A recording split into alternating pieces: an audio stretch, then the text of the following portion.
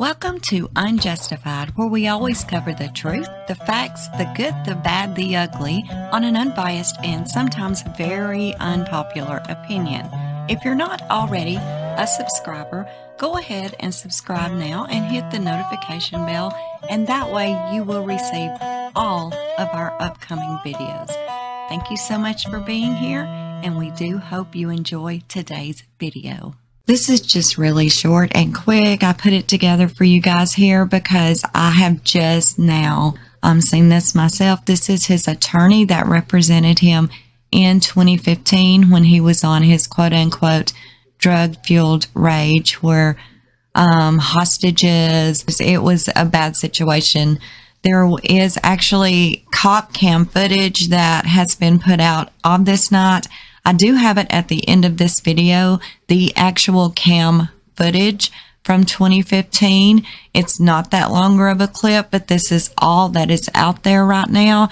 You can actually tell by listening to it that Casey is not really the brightest in the world. He's like asking for a cigarette. You can hear him talk about how this girl hurt him. It's mostly seems like it's stemming off of him just being a very jealous person. His attorney also goes into that of how he acts so completely different when he is not on his medication. I thought it was very interesting that his attorney also brought up the word schizophrenia is possibly what he has. He really couldn't remember. However, I was reading last night some comments that people that does know him, and they said that he absolutely was on lithium. We know lithium is a medication for schizophrenia.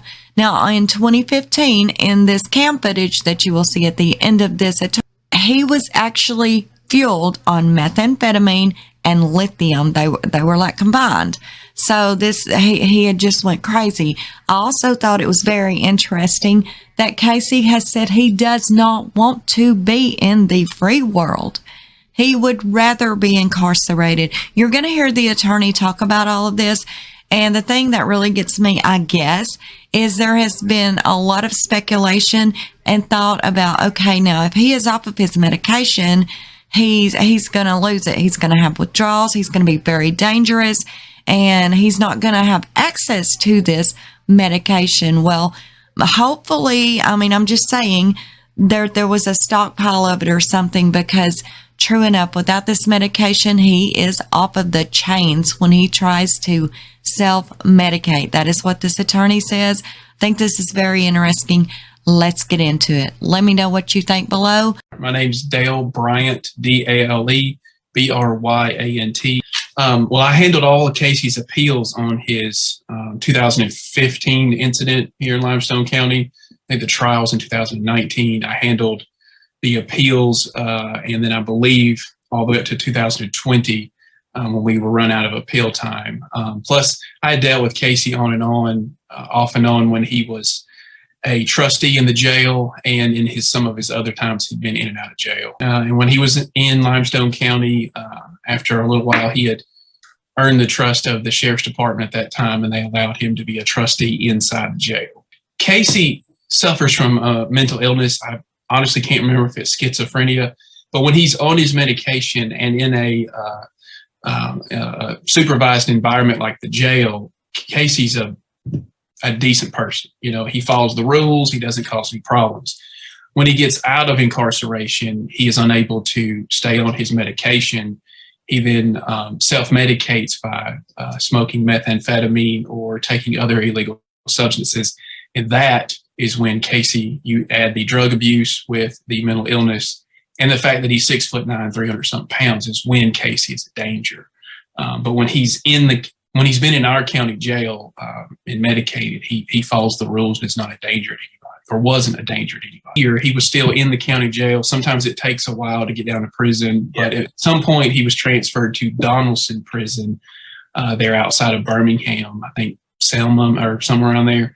Yeah. And I've went down and seen him a couple times there. He was on his medication there, but prison's a little different than the county jail. I believe he lost like 100 pounds by the time when he was in our county jail to when I saw him in prison. But yeah, he was medicated while in prison. he can't function in the real world because he can't get his medication and he doesn't do well, I guess, essentially free. And so that's a little concerning when you talk to someone when they say, look, I just can't function outside of an incarcerated facility. So that was, that. And I mean, just his size alone. I mean, I'm 6'3", 220 pounds, and he makes me feel small. I was not shocked Casey escaped. I was shocked, of who he escaped with. I had never heard of her before. But this was not the first escape attempt Casey had attempted while at Lauderdale County facing those charges. He, I believe last year, tried to escape, and they'd sent him back down to Donaldson. And that's where I thought he was. I did not know he had made it back to Lauderdale County in February until I heard on the news he escaped. Casey has told me several times while visiting with him, he hated being in Donaldson prison. Matter of fact, one of the things he had asked me to do was reach out, because he's also facing charges in Giles County, Tennessee for the 2015 incident. And I had reached out to their sheriff's department, DA's office, and trying to see if they would run their case against him and bring him to Tennessee. He just wanted out of Donaldson prison. That's why it didn't shock me. I'm not saying he didn't commit the murder of Miss Ridgway, but I'm saying is the reason why he confessed to it was to get out of Donaldson prison.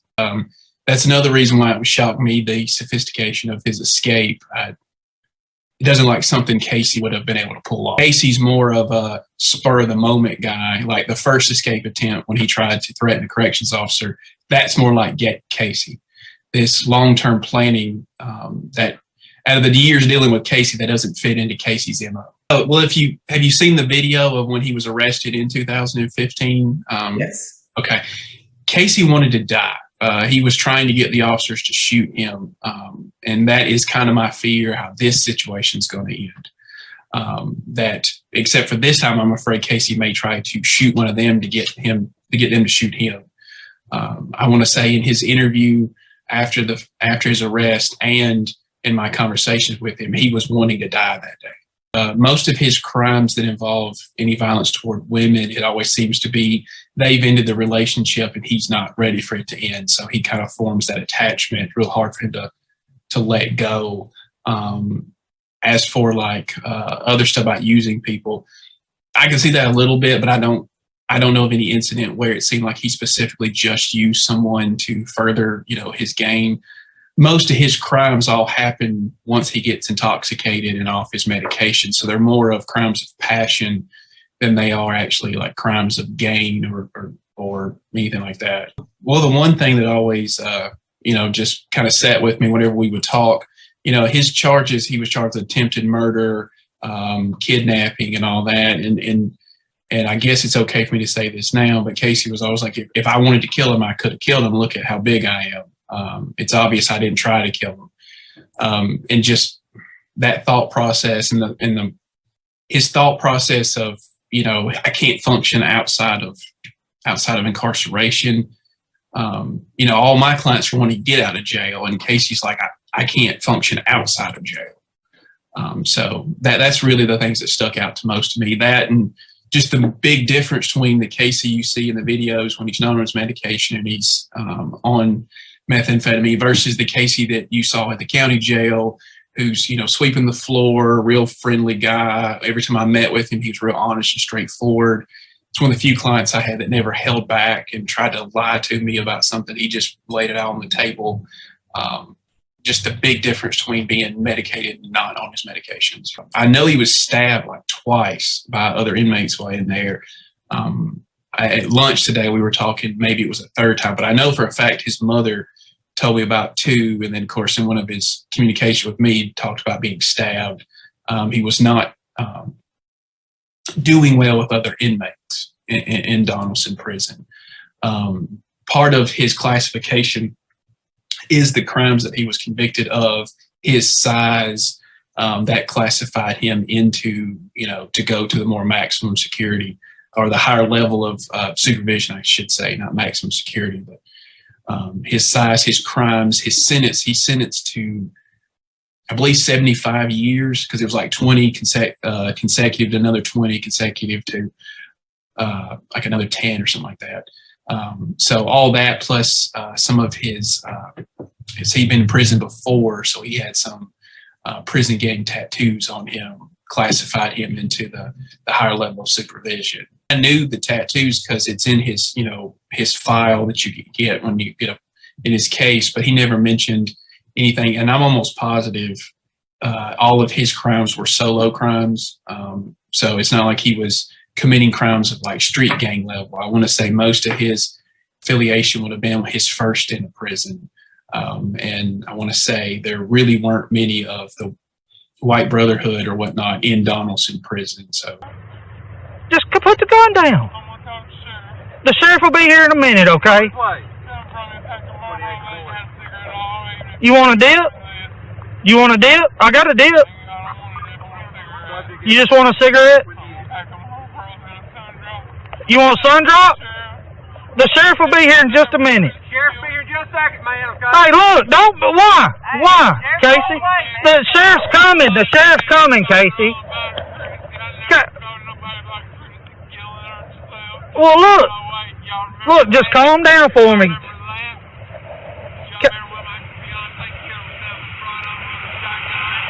Well, look. Just calm down for me, brother. The sheriff will be here in just a minute, okay? All right? Sheriff's getting off on the Tanner exit. Hey, it looks like it. Look, calm down for me, brother. Calm down, all right? Casey, the sheriff will be here in just a minute. Can you put the gun down? Casey, put the gun down. Casey. Casey, talk to me, brother. Who is that? This is Deputy Foxworthy. We met a long time ago. Don't you remember? Justin Flanagan, any Codeload, anybody here? Not yet. You know me. You've met me several times, brother. Look, just put the gun down and it's no need in all this. The sheriff. I'm listening. I'm here. I want to talk to you. Don't tell me this morning. They sent me right home. Okay, well, just listen. Don't come no closer. Okay. I'll back up. You want me to back up a little bit? I just want to talk to you. I can't hear too good. I just want to talk to you. Thank you so much for watching, and do not forget to subscribe, like, share, and leave us a comment below on your thoughts of this video. And until next time, this is UnJustified.